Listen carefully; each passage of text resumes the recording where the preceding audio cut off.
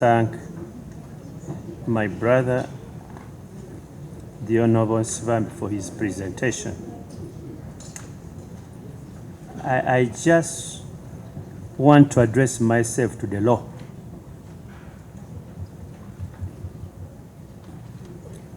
I appreciate, and please, if I've misunderstood, let me know. But you did say that this bill has nothing to do with the status of citizens.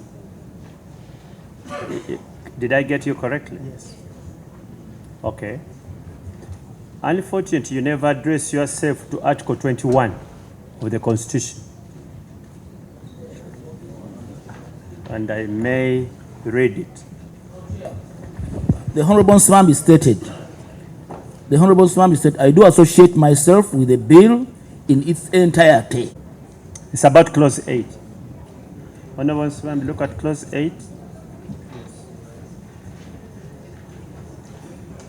And many of, including the lawyers who are here, did address themselves to it. But now that we have, the Honorable Nsibambi is a very senior lawyer. He has taught many lawyers, but not me. Except Clause 8. It says implementation of government policy. And Clause 8.1 says a government policy approved by cabinet shall be implemented by the relevant government ministry, department or agency. Meaning, if it's a fisheries policy, it has been approved, it has to be approved by cabinet. Education policy, a water policy, environmental policy. But now look at Clause 8, subclause 8.8. It says, the minister in accordance with the cabinet may, by regulation, prescribe the procedure for implementing the policy of government. And the minister has been defined as the Minister for Internal Affairs. What has the Minister of Internal Affairs got to do with the fish policy? Or environmental policy?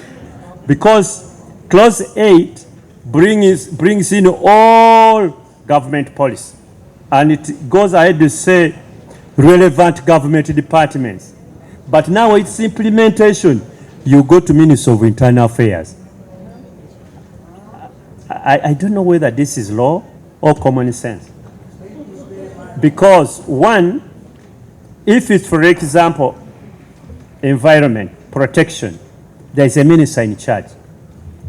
If it is education, there should be a minister in charge who should come up with the government policy regulations to implement a particular government. Why particularly Minister of Internal Affairs? Then I think I agree with the Honorable Nsibambi when he's talking about sentences. I agree with you entirely. Why? And this is also again. Sentencing has got to do with proportionality of the crime committed. There is no way you will have a sentence of $1 million. I mean, it's like you just want to hang people.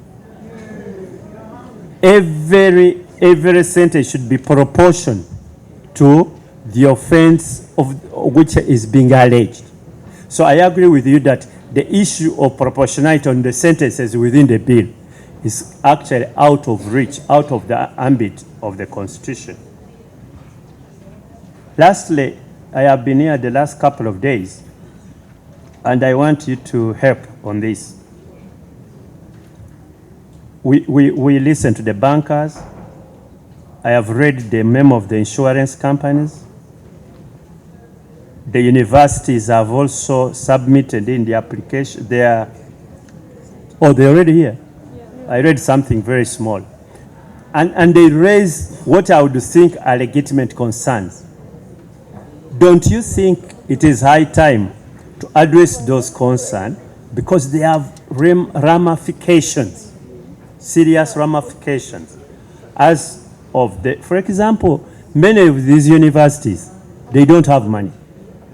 All their funding comes from outside Uganda. Research, they don't have money. When you talk about the bankers, they have told you they do syndicated loaning, getting money, and you've been a banker yourself.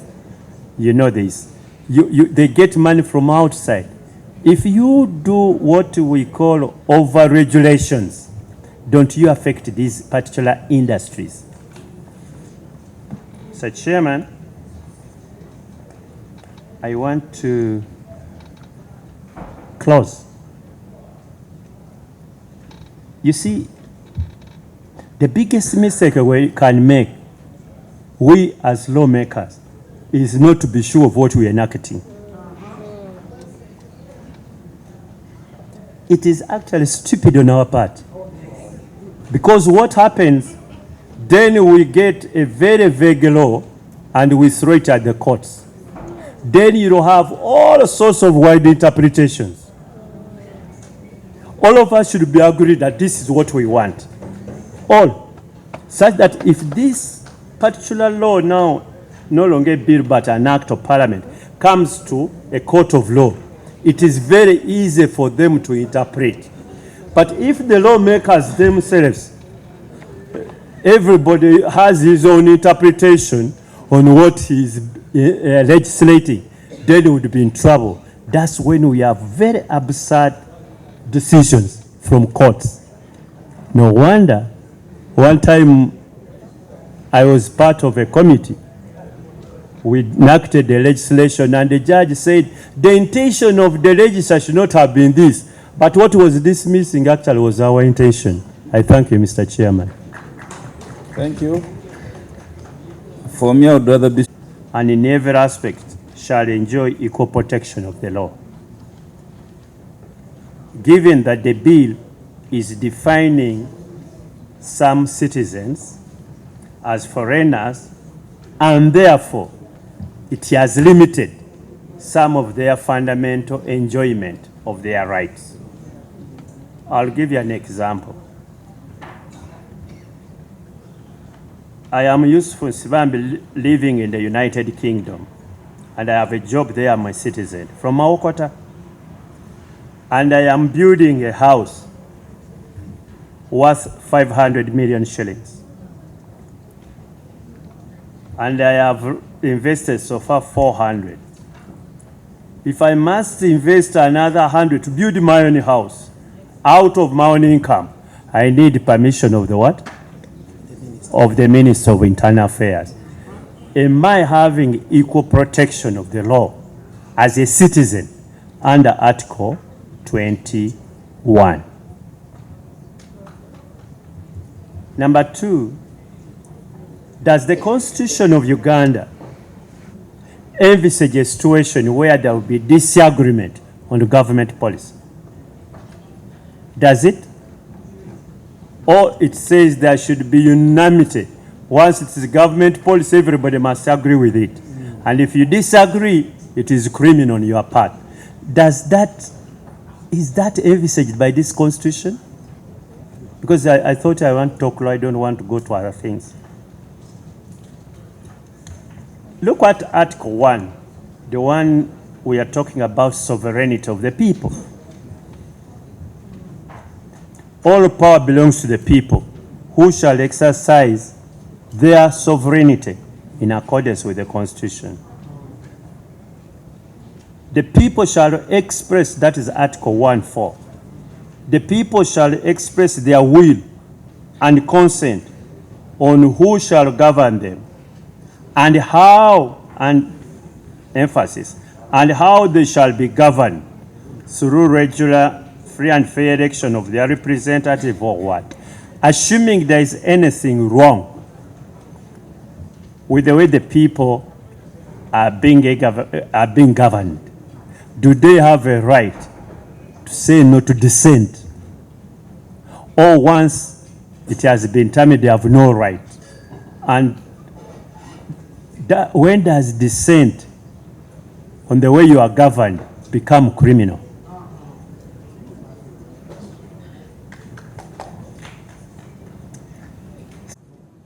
It is just more than being stupid. Take poison and you can die. So we need to have absolute clarity in our mind on what we are doing. Absolute clarity. So thank you, Senior Katuntu. I wish now to invite, we are now all ears. Yes. You have time? Yes. I had limited you, but please explain those issues with absolute clarity such that we can be able to understand. Summarized it all, that the bill is defective by putting these general areas to look at. Because when you look at these general areas to look at, the entire bill collapses. No. I did make an point. That means you had your own submission and you have summarized it all by highlighting these key issues. Secondly, Mr. Chairman, when you look at the bill, section 2, and it says, for the avoidance of doubt, meaning that the drafters of this bill already had doubt. They were doubting something, but then they had to put down these points. And among these points, there is, when one engages in political activities in Uganda, in the interest of a foreigner. And section 1 has described who is a foreigner. This is someone who resides outside and probably has interest in standing here. So by maybe he's sending some few coins to the agents and the coordinators to coordinate his activities. And you are now saying this person is a foreigner and is not supposed to be participating in politics of Uganda. Secondly, when you look at B, this is someone who solicits, collects, disburses, or dispenses contribution or money or other things of value for or in the interest of a foreigner. Honorable Nsibambi, with your legal mind, we have Ugandans who are residing in those countries. We have the Kadamas in Saudi Arabia and somewhere who are sending little funds to the parents to look after their children. Honorable Kahonda. I want you... Honorable Kahonda, I am made to understand that the word Kadama is derogatory. So let's not use it.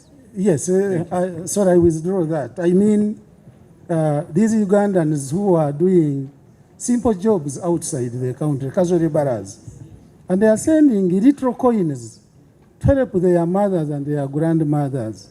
And here it is describing them as foreigners. What is your take on this? And I would be very happy as a lawyer if you probably suggested the amendments and the clauses that you would wish us to include in this bill. Thank you.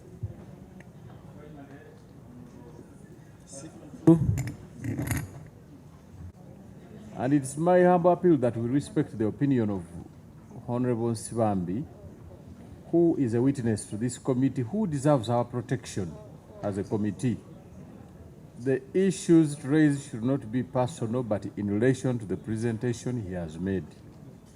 The Honorable Nsibambi is a very reputable person. Actually, I saw Honorable Salam Musumba, Honorable Wafulo Gutu, Honorable Miriam Matembe. They have all worked closely with this gentleman, so he holds his opinion.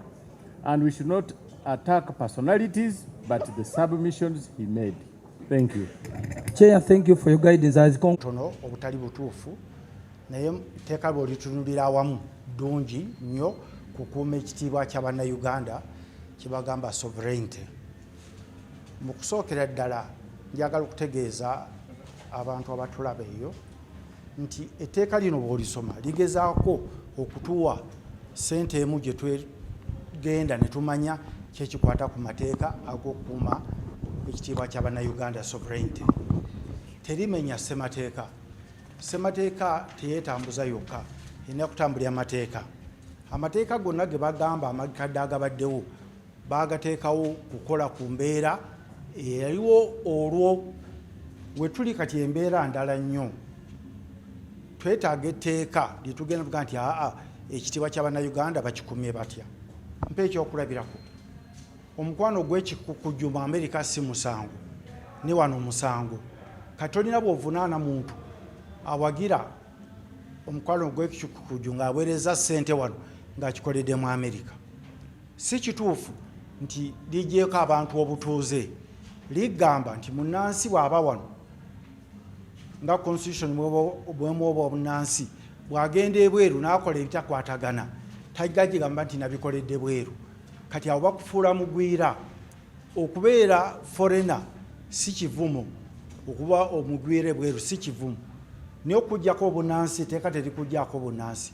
Osigala ng'oli munnansi naye olw'okuteeka etteeka lino mu nkola bakufuula mugwira basobole okukwatira ebweru ewatali mateeka gamenya bya kinnayuganda. Lino etteeka lizzeewo kutereeza nnono yaffe n'empisa zaffe mu buwangwa n'okwematira nga bannayuganda. Tekikwatagana kusiba ssente. Ssente ez'omuntu owa bulijjo etteeka terikikwatako. Naye ssente eziweerezebwa zino n'okola ebintu ebikyamu n'oleeta obutujju n'ovumirira ebyenfuna n'ovumirira entambuza ya gavumenti etteeka gwe likwatako. Abantu balikozesa kubanga enkima tesalagwa kibira. Be badde bafuna ssente ezo mu bukyamu bo ne balya nga bagamba bannayuganda bafa enjala, bannayuganda bakoze bwe bati ne bavumirira ensi yaabwe. Kino tekisoose wano wokka. Ensi yonna yonna tewali gy'ogenda n'okola fujju abantu li bakolera ku mitimbagano ne baba nga batambula kati twabyogeredde bweru ne babika abantu ne bakola kiki. Etteeka lyegezaako okutunuulira